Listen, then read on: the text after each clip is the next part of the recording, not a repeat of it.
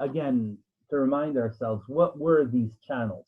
Basically, it is not a single channel, but it is how your value proposition and your customer segments interact. And this interaction can be in a number of places. So yes, the explanation, how does each customer segment want to be reached, through which interaction points. So if we go forward one, we can see that there's actually a number of different channels, right? The first one is the awareness channel. So this is where the customers are made aware that there is such a product. In some cases, this is unnecessary because your product has been in existence and has been used for a long time. So this might not be very important for you. But especially if your product is innovative, if it's very new, then nobody knows about it, so they may not even consider buying it. So the first thing you need to make sure is that customers become aware that there is such a product. And we also Hocam, can I ask a question? Yes, Doruk. Isn't awareness part of these channels are included in customer relations part, in getting customers? In the customer relations part, yes, we talk about these as well, but there it's remember the funnel is, yes, you make them aware and they consider it, but there what we're actually doing is we're trying to determine the customer acquisition cost, right? Because it goes through that funnel and gets steeper. And basically there you're trying to estimate, okay, how much is it going to cost me to make people aware? And there we don't necessarily talk about what channel are you using, okay? There you simply say, oh, it's going to cost me this much to make them aware, and then to analyze it and hopefully to get this many customers. But here we particularly are going to talk about what alternatives we have.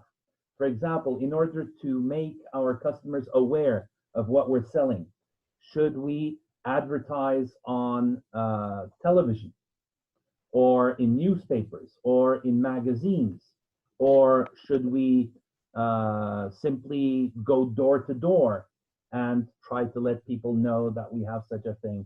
Should we organize a concert and there let people know? Or should we distribute, I don't know, samples of this?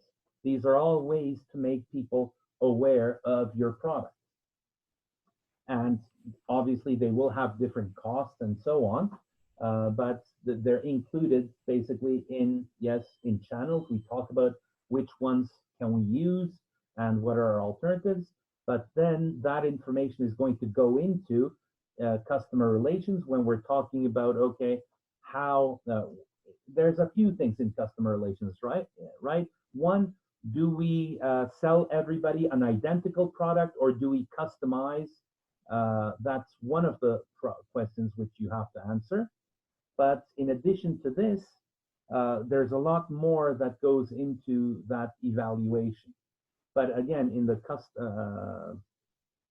the two-sided funnel, you think about how do I get, how do I keep, and how do I grow my customers, especially when you're talking about getting the customers. Yes, the channels will be part of that discussion.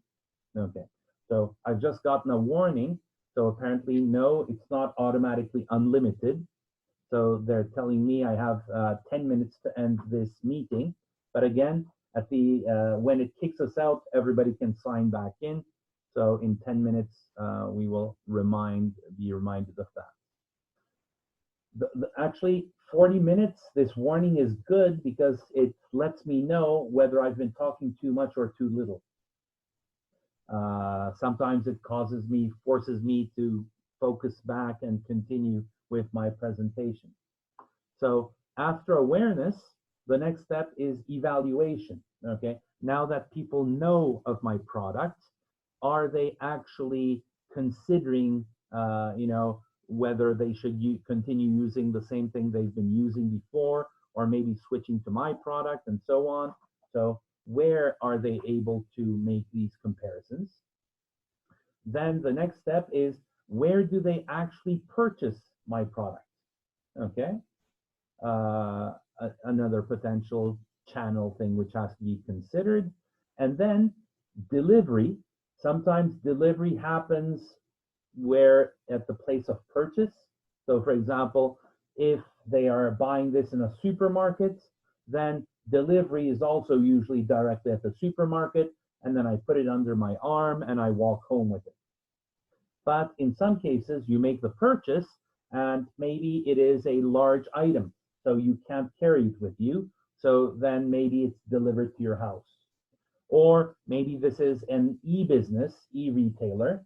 So you make the purchase online, but the package reaches you through, I don't know, maybe one of the cargo companies. We have a number of alternatives there. And then finally, normally we stop at delivery, but actually some of the channels continue after, right? So even after you've purchased and received the product, the things that take place, continue. So there's also after sales channel, right? So if they're unhappy or something needs to get fixed and so on, where am I able to do this? Again, is also a channel. For example, this can be it can significantly affect the value that people derive from this. For example, think of it as cars or phones or pretty much anything. So for example, if your phone has very few after sales places that you can get it fixed or taken care of, well, in that case, the actual price at which you can sell will also decline. So for example, there are some very nice cars which sell at a relatively cheap price. Why? Because they don't have a wide network of services which you can take your car to in Turkey. And as a result, their demands may be lower, or their after sales services are very expensive, or they take a lot of time. All of these will affect your business model as well. And also your cost structure, revenue, all sorts of things are affected by this. And then while trying to create awareness, evaluation, purchase, delivery, and so on. So down at the bottom, you can see the more frequently mentioned ones. So for example, the advertising channel basically is used to create awareness and potentially to help you evaluate, compare to others as well. The sales channel, sometimes evaluation takes place at the sales channel in addition to the purchase, and sometimes delivery may happen at the point of sales, but in some cases it may actually take longer. So advertising, sales, and distribution are usually some common channels that you have to plan, that you have to think about. So yes, for next week, what you're going to be doing is you're going to be considering, first of all, theorize, hypothesize, what are the various channels I'm going to be using? How am I going to make my customers aware? How are they going to compare, evaluate my product, and then make the decision? Where are they going to purchase? How is my product going to get to them? I know maybe it's online app, in which case maybe they're simply going to download it from the App Store, okay? And if there are any problems or if it needs to get fixed and so on, how am I going to take care of the after sales part of the job as well? So these are things that you need to take into account. And then you, in that week, you will be using a number of tools to help you evaluate, help you understand whether your hypotheses were correct and so on. So commonly, you can use what are our competitors doing is usually a pretty good starting point. But you will probably notice that different competitors, different quality levels might have differences in these channels that they utilize. So you will basically have to think about, okay, for our customer segment, for the value proposition that I have in mind, which ones should we be using, and then were we right or wrong in doing this? And that's going to be next week's presentation. Let me see, do I have anything else?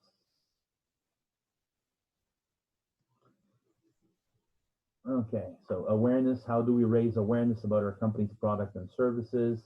Typically, advertising channel, word of mouth, social media, newspaper, television, and so on, usually are things that you can use here. Be careful, it's word of mouth, okay? In some presentations before, I had some students use things like, oh, we're going to use mouth to mouth, advertising. That's something different, okay? That's not an advertising channel. Word of mouth is appropriate. Evaluation, how do we help customers evaluate our organization's value proposition? Surveys, reviews, sometimes many of you, for example, when you're going to buy a new computer or some type of technology, what are the places, what are the resources that you use, right? Do you go to CNET or some type of tech review or Ekşisözlük, or I don't know, what do you use? All sorts of new things are popping up. How do we allow customers to purchase the product? For example, do you want it online or do you want it in a store? If you want it in a store, is it going to be, something that you can buy at all sorts of bakkal shops like BİM, A101, or Corner Bakkal, or Migros, or I don't like the Apple Store, okay? It's also a chain, but the actual quality impression and so on changes a lot, and the cost of these also change a lot. Delivery, how do we deliver the value proposition to customers? Do we offer it over the counter at the locations, or does it have to be delivered, or do we basically have somebody come in and install it, and so on? These are going to be necessary. And then after sales, how do you provide the post-purchase customer support? Okay, like call centers, like returns. What if the product is defective? How are they going to send it back to me or bring it back to me? And what type of customer assistance and service policy do you have, are all things you need to consider. So that basically concludes my part.